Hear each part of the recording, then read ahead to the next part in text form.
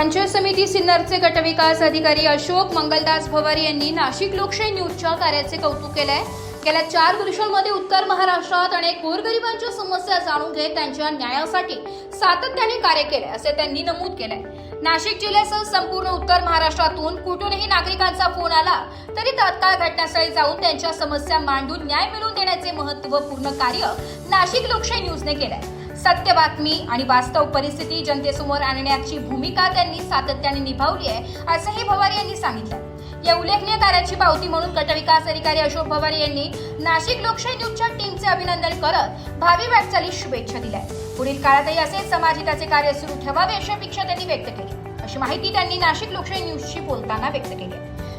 नमस्कार, मी गटविकास अधिकारी पंचायत समिती सिन्नर। महाराष्ट्र शासनाचा ग्रामविकास विभाग केंद्र शासनाच्या राज्य शासनाच्या विविध योजना जिल्हा परिषद पंचायत समिती यांच्या माध्यमातून ग्रामपंचायत स्तरावर राबवत असतो।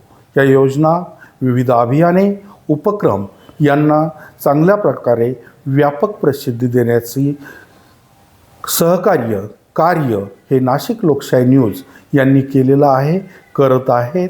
भविष्यातही त्यांनी यासाठी सहकार्य करावं आणि पुढील त्यांच्या कार्यासाठी हार्दिक शुभेच्छा।